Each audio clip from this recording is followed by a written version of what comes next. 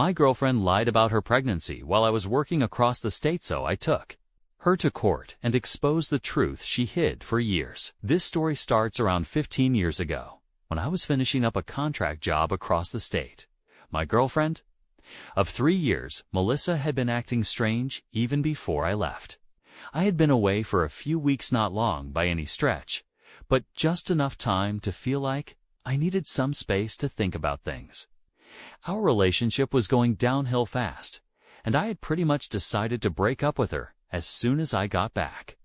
I figured it would be easier to do it in person. The day after I got back, she was already blowing up my phone, saying she had big news and that we needed to talk. So I headed over, knowing something was up. Melissa was acting a little too excited, almost overly cheerful, and immediately I felt that something was off. Then she dropped it. She was pregnant. I won't lie. That hit me like a ton of bricks.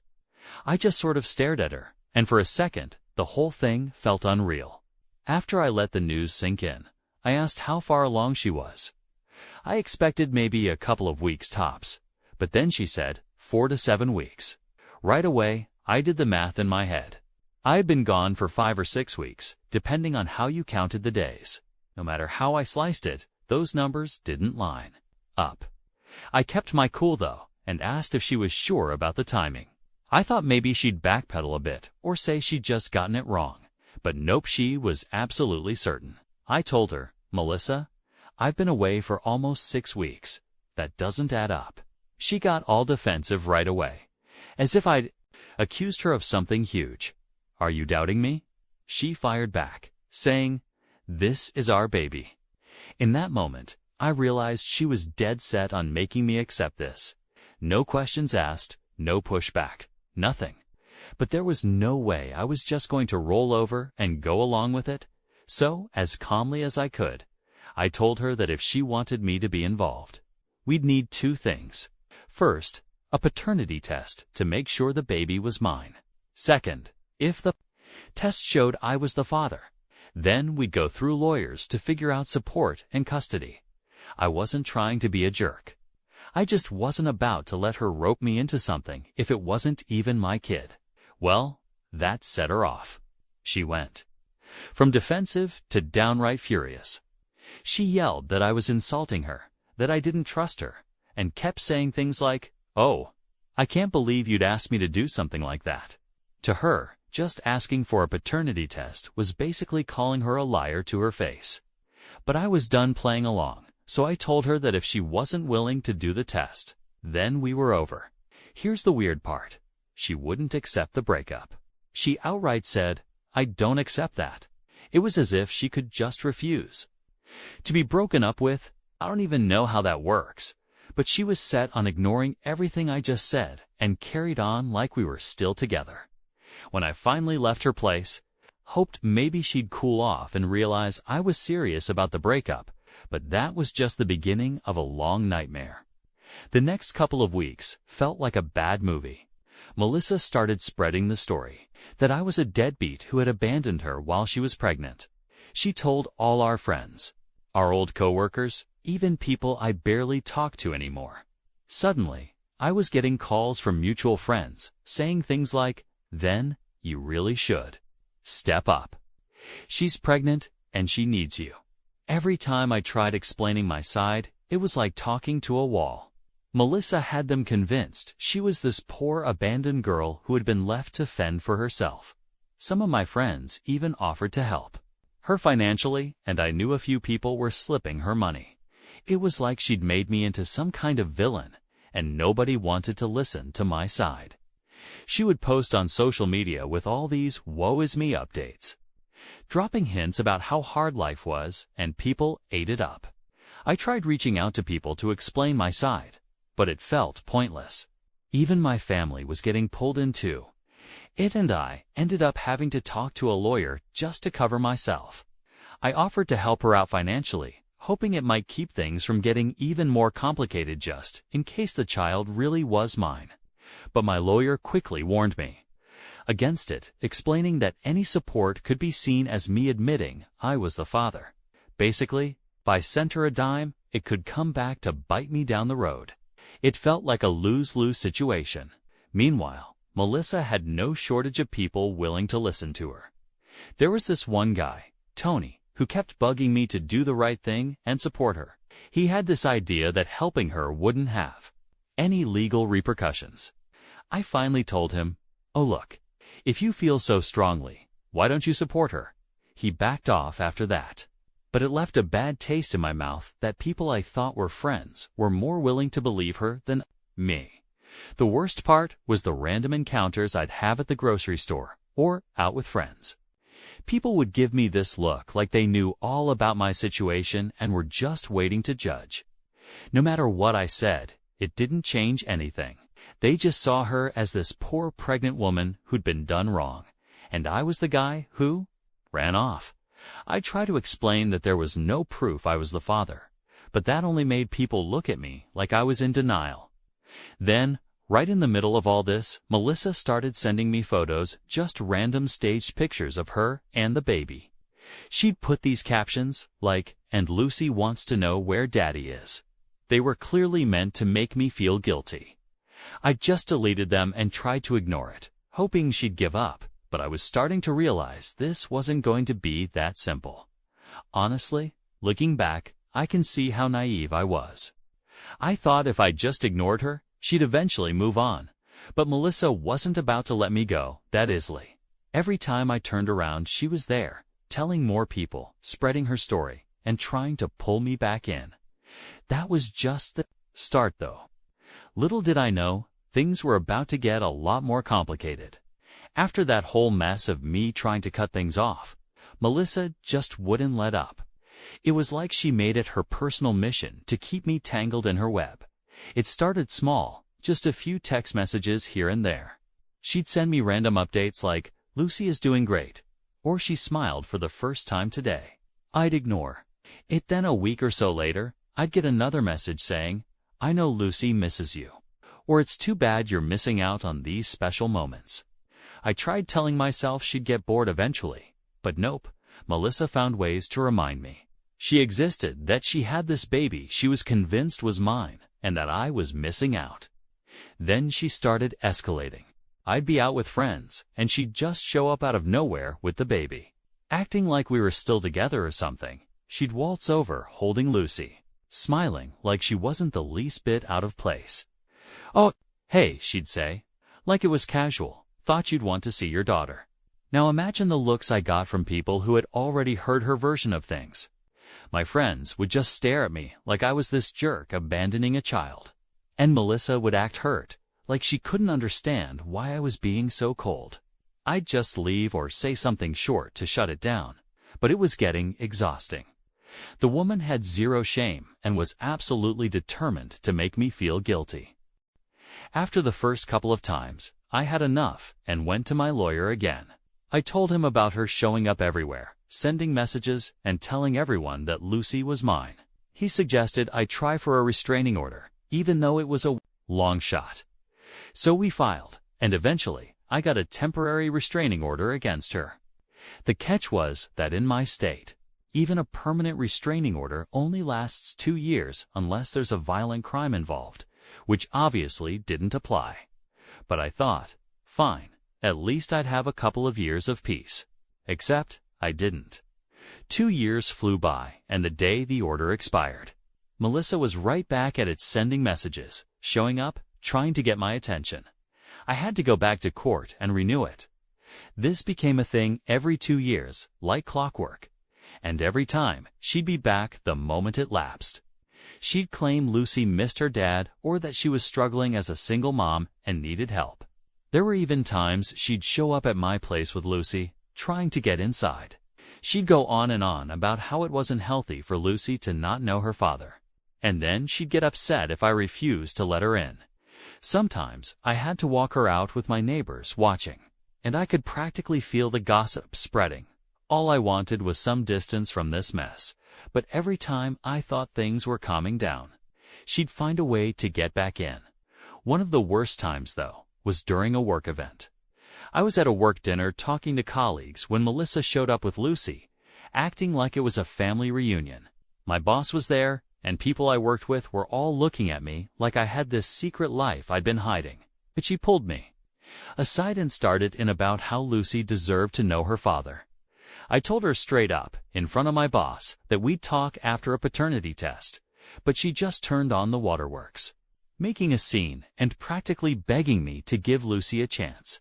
After that, I had to spend weeks clearing things up with my boss, explaining that, no, I wasn't secretly the father, and yes, I was dealing with some crazy stuff. It was embarrassing, to say the least, and it made things at work uncomfortable for a while. Eventually, my lawyer suggested we file again for a more permanent restraining order. Even though the court order could only last 2 years, he said, if we could prove this pattern, it might make it harder for her to get around it. So we went through the whole process again, laying out every incident, every message, and every time she'd shown up unannounced. The judge approved it, but of course, I knew it would be the same deal to years of quiet if I was lucky. But 2 years would pass, and the moment the order lapsed, I'd start getting the messages again. Melissa just couldn't help herself. I'd hear from mutual friends or old coworkers that she was still talking about Lucy's dad abandoning her. She was relentless. One friend even called me up saying, "Hey man, maybe you should just do what she wants. I mean, you don't know? Maybe. Lucy really is yours." It was like no one cared what I had to say. Melissa's sob story was the only version that mattered. At one point, I just stopped trying to explain myself. I figured people were going to believe whatever they wanted to believe, and I couldn't control that. But it was exhausting dealing with all the judgment and assumptions, people treating me like I was this deadbeat who didn't care about his kid, and Melissa knew exactly how to push my buttons. Every couple of months, she'd send a picture of Lucy, always posed, with some sad caption like, "Lucy misses her daddy." I didn't even respond. I just deleted them and moved on. But she knew what she was doing. She'd drop those photos. Wait a few weeks, then show up somewhere she knew I'd be, like she was testing how much it would take to make me crack. After a while, it felt like she was less interested in actual support and more about dragging me back into her life. It was as if she got some kind of kick out of having me stuck in this endless loop with her. No matter what I said, no matter how many restraining orders I got, Melissa kept coming back, trying to make me play along in this little game of hers. At one point, I even considered moving. I thought maybe if I was farther away, she'd finally back off. But then I realized that wouldn't solve anything, and I shouldn't have to run for my own life. So I stayed, putting up with the looks, the messages, and the drama, hoping that one day she'd get bored and move on. But Melissa wasn't getting bored. She only dug her claws in deeper, finding new ways to make sure I didn't forget about her or Lucy. Every time I thought it was over, every time I thought maybe I'd finally be free of her, she'd show up again with some new story, some new demand. And always that same claim: Lucy deserved to know her dad. Looking back, I should have known this was never going to end easily. After years of Melissa's surprise visits and non-stop demands, I was used to her showing up out of nowhere, but I had no idea things were about to get even weirder. One day, I'm talking to this old friend, Ben. We hadn't caught up in a while, so we were just shooting the breeze, and somehow Melissa's name came up. Ben's one of the few people who always believed my side of the story. So I mentioned how she'd been popping back into my life every time that restraining order expired, still pushing the "is she your daughter" line without ever agreeing to a paternity test. Out of nowhere, Ben goes, "Oh man, you wouldn't believe it, but I think she tried the same thing with a guy I know. He was dating her for a bit. She told him he might be the father too." I was stunned. He was joking, but Ben was serious. He started explaining how his friend Dave dated Melissa briefly, and when he broke things off, she showed up a few weeks later saying she was pregnant and hinting that he could be the dad. I sat there, trying to wrap my head around this. All these years, I thought I was the only one Melissa was targeting. But now, I was starting to wonder if she had been pulling this on other guys too, using Lucy to milk support from anyone she could. The idea felt ridiculous and yet so possible. So I asked Ben if he could introduce me to Dave. Ben was all for it, so he called him up, explained the situation. And within an hour, I was talking to this guy who had nearly the exact same experience. Dave told me that Melissa had pulled the "I'm pregnant" card right away, which of course she refused to confirm with a paternity test. Unlike me, he had put his foot down immediately and cut her off before things got messy. At this point, my head was spinning. I was wondering how many guys she had done this to. Dave was just as curious as I was, so we started digging, reaching out to people we knew who had been connected to her mutual friends. Old coworkers, anyone who might know more. The more we dug, the more stories we uncovered, and it turned out Melissa had been busy. We ended up finding out about 2 more guys who went through similar situations. One of them, a guy named Steve, had even been helping her out financially for a while, thinking he was doing the right thing. She had convinced him that if he really cared, he'd give her some money to help with Lucy. He told me that she never asked for a ton, just a couple $100 here and there, which he had given her a few times to avoid feeling like a jerk. But every time he asked for a paternity test, she'd get all defensive, saying it was insulting and she couldn't believe he'd question her. Now, I was sitting there with Ben, Dave, and Steve, completely dumbfounded. For years, I had thought Melissa's obsession with me was just her being vindictive. But it turned out she was running this scheme on a whole lineup of guys, using Lucy as a way to cash in from anyone who'd bite. The craziest part, these guys had all just moved on, like they'd written it off as some random bad experience. None of them had really pushed back or looked deeper into what she was doing, probably because she was smart enough to keep things low-key, asking for small amounts and making it seem like she was the victim.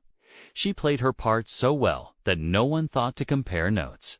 And that's exactly how she got away with it for so long. At this point, I felt like I was in the middle of some bizarre mystery that was just now coming to light. We started piecing together a timeline, trying to figure out when she'd been with each of us and when she'd started using Lucy as a pawn.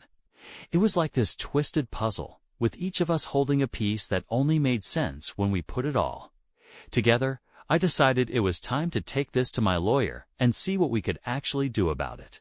I couldn't let her keep pulling this on me or any of the other guys, so we all agreed to go in together as a group. My lawyer was blown away when I explained the whole situation. He hadn't seen anything like it before, but he said that if we all worked together, we could make a strong case against her and finally get some closure on this whole thing. After we filed, Melissa was ordered to appear in court. And that's when things got even messier. She tried denying everything, acting like we were all just a bunch of bitter exes trying to gang up on her. But with so many of us telling the same story, she didn't stand a chance.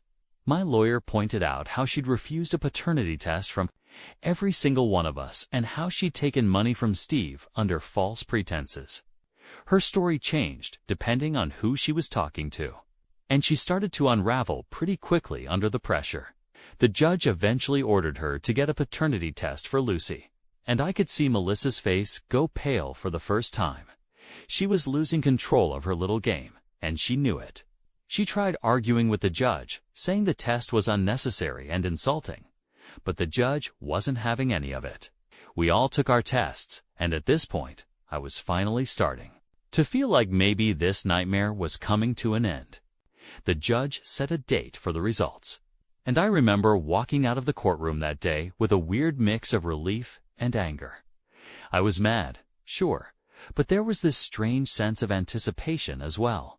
I felt a sense of satisfaction knowing that maybe this was finally the end of Melissa's endless demands and guilt trips. What blew my mind, though, was how close she'd come to getting away with it.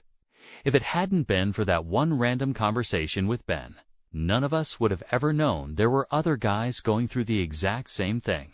She could have kept this up for who knows how long, dragging other men into her chaos and squeezing money out of them with her fake story about Lucy's dad. It was like she had perfected this routine, knowing just how to push people's buttons without going too far. The worst part was that I couldn't help but think about Lucy. Here was this kid being used as a tool by her own mom, with no idea of who her real dad even was, or if he had ever been around. It was honestly sad, and I realized that if Melissa was capable of doing this to us, what else was she putting that kid through? But that wasn't my problem to solve. All I wanted was for Melissa to leave me and everyone else alone, to end her game for good. Finally, it felt like that might actually happen. The day finally came for us to face Melissa in court, and let me tell you, it felt surreal. After years of her games, guilt trips, and lies, here we were, all lined up in the same room. The other guys and I had spent months preparing, comparing notes, and working with our lawyers.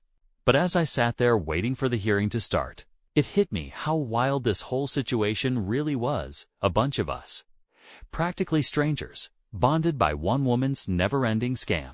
It felt like a bad movie, except we were living it. When Melissa walked in, she was all smiles, trying to act like this was some big misunderstanding. She even gave a little wave to one of the guys she'd been scamming, as if she were walking into a coffee shop to catch up with friends. Unbelievable. But that's Melissa for you, always playing to her audience. Always acting like she's the victim who doesn't understand why everyone's ganging up on her. Then the hearing started, and she immediately tried to twist things, making herself look like a struggling single mom, just trying to make ends meet. She went on about how she just wanted what was best for her daughter, talking like she was some kind of martyr. I sat there grinding my teeth while she told this sob story. But the judge was not buying it. You could see the skepticism all over his face. My lawyer laid everything out, starting with my story. He went through how Melissa had initially claimed I was the father, how she'd refused a paternity test from the start, and how she'd used the Lucy needs her dad line to guilt me into contact time after time. He brought up every message, every unwanted appearance, and every single time she dragged me into her mess only to disappear whenever I asked for proof. It was brutal hearing it all laid out like that, years of my life summed up in this sad, twisted timeline.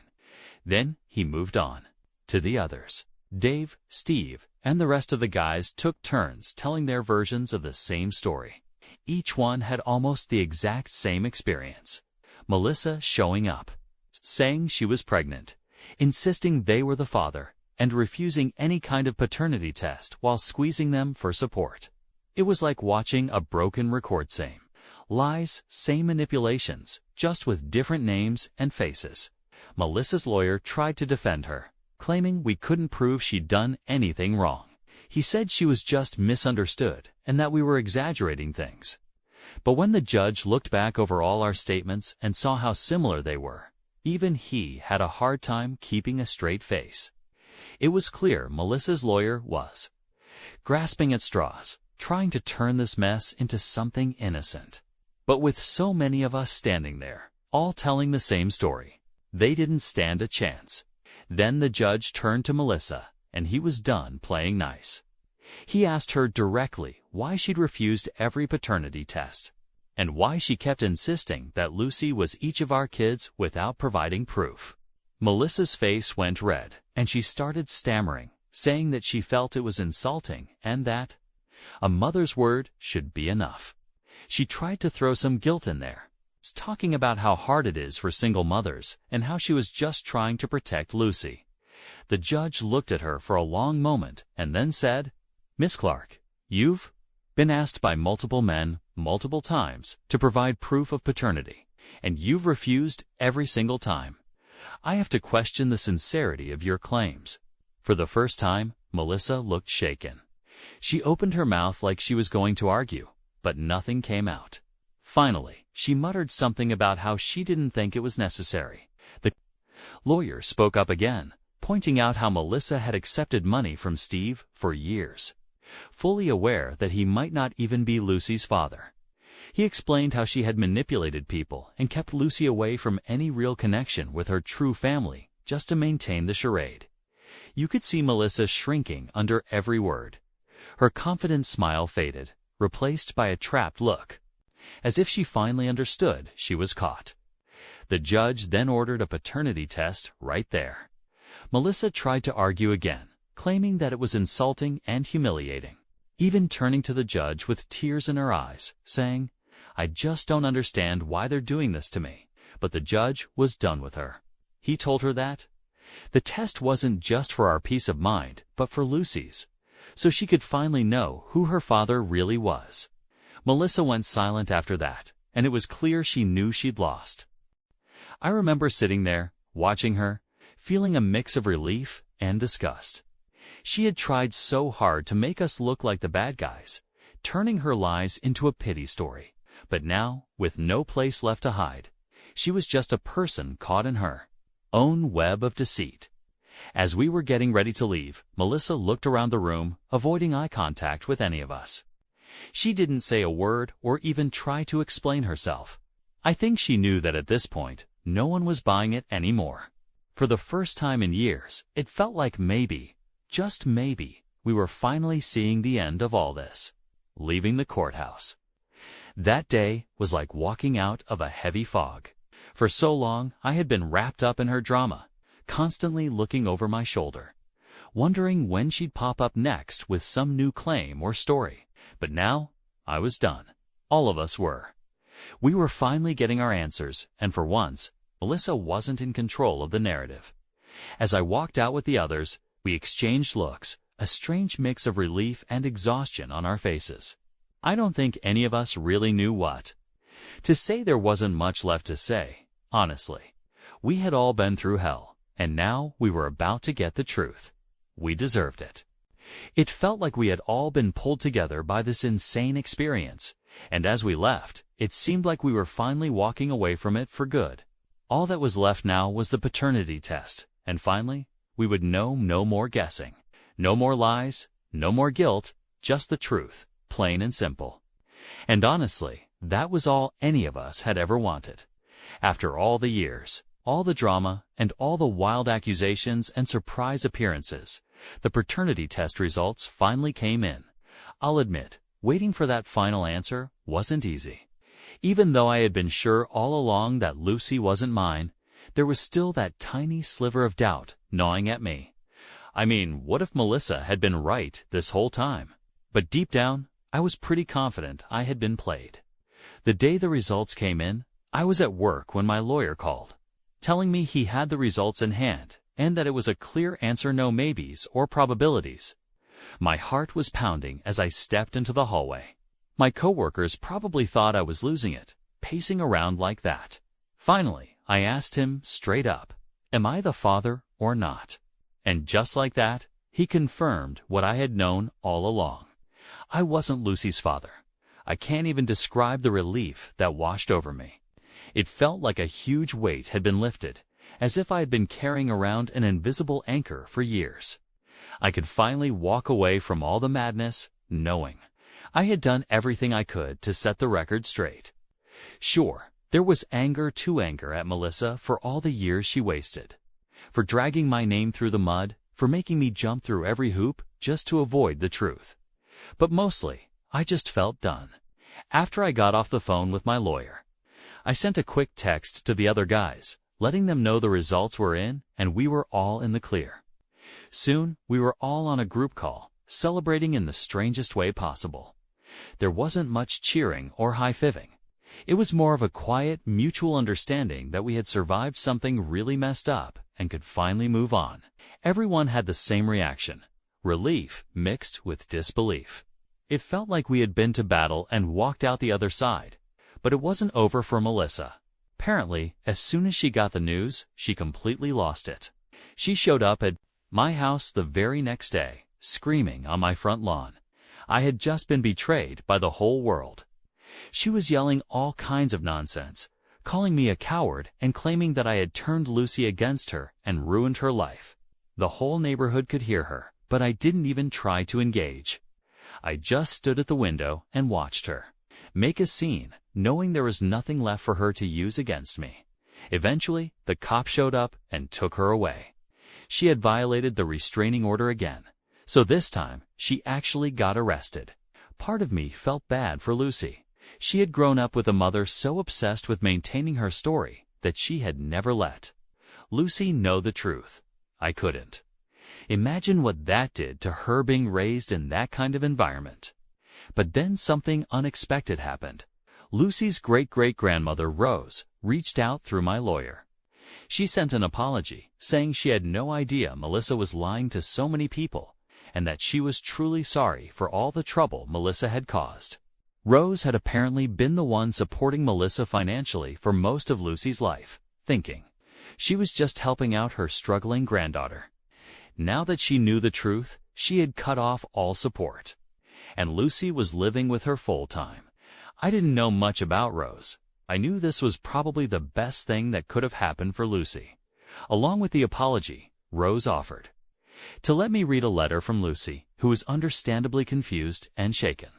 The letter started with, "To the man I thought was my dad." That alone was a punch to the gut.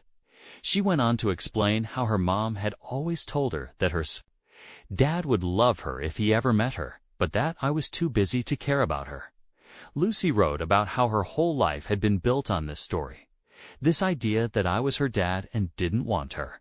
She mentioned asking Melissa why I didn't visit or show up, and every time Melissa would tell her I didn't want to be a family. The more I read, the more I felt a strange mix of guilt and anger. I had no idea Lucy was dealing with all of this. She was just a kid caught in the middle of a lie she didn't ask for. I wished there was some way I could fix things for her, but at the end of the day, that wasn't my place. In the letter, Lucy apologized for the way things had turned out, even saying she hoped I'd forgive her for everything. That hit me hard.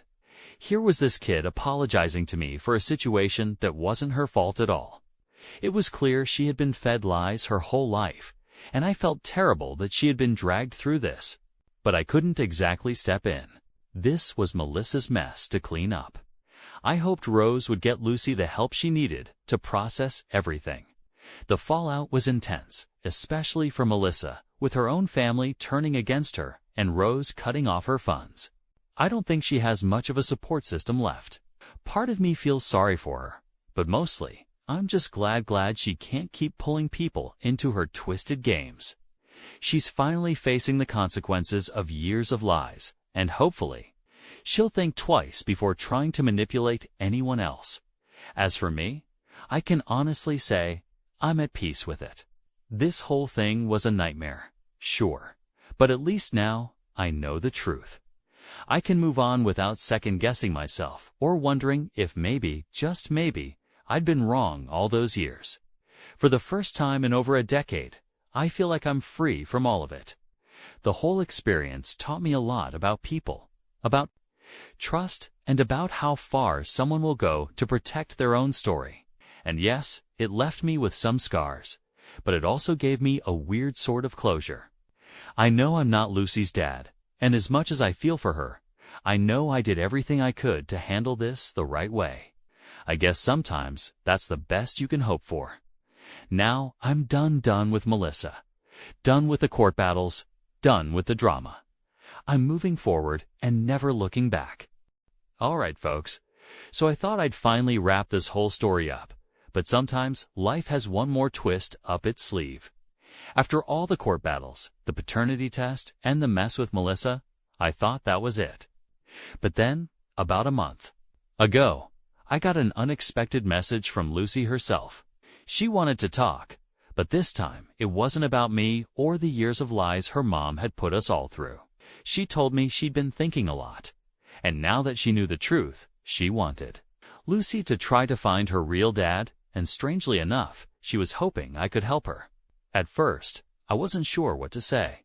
Part of me thought this might just open up more drama, especially since Melissa had a way of popping up whenever I least expected it.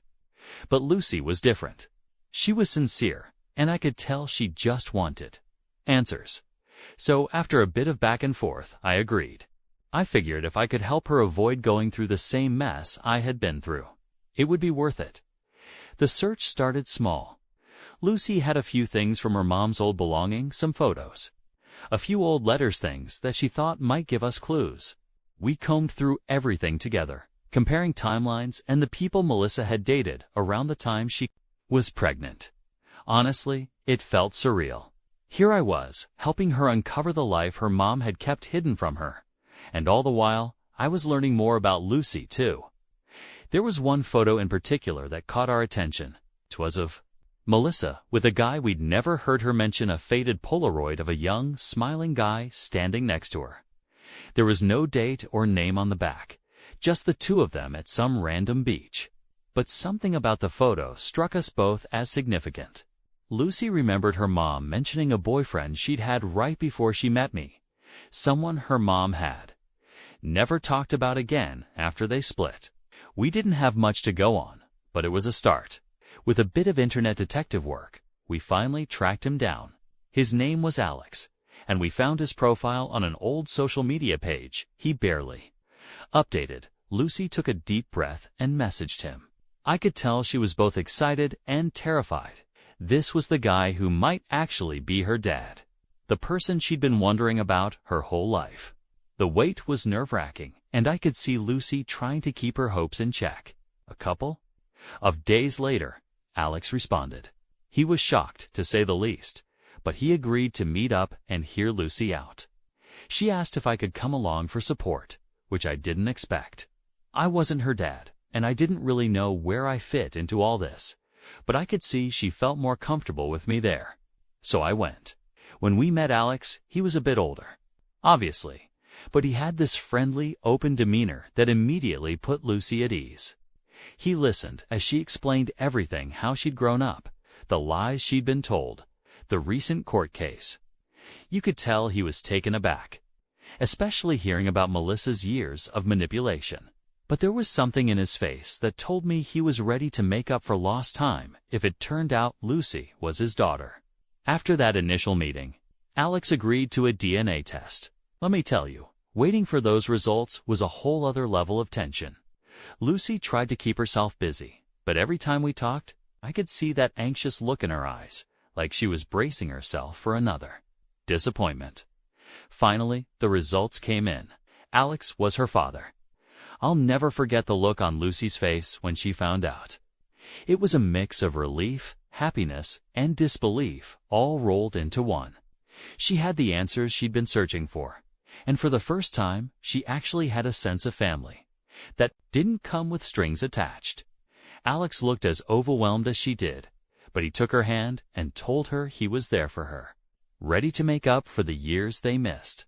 Since then, Lucy's been getting to know Alex slowly but surely. She told me he's been doing everything he can to make her feel welcome in his life, and they've even started planning some time together to catch up. I won't lie. It feels strange being on the outside of it all, knowing I helped her find her real dad, but not really being a part of her life anymore. But seeing her find peace and finally move forward, that's worth it. As for Melissa, word got back to her about the test, and from what I've heard, she's not handling it well. She's been making all kinds of claims that the test was rigged or that Lucy's been brainwashed by me and Alex. But at this point, no one's listening. Even her own family is finally shutting her down. It's like everyone's realized just how deep her lies go, and they're done putting up with it. As for me, I'm honestly at peace with it. I thought this whole thing would end with me just walking away, but it feels better knowing Lucy got what she needed. Helping her find her dad was the right thing to do. And while our paths might not cross much anymore, I know she's going to be okay. She's with her real family now, and she's free of all the lies that weighed her down for so long.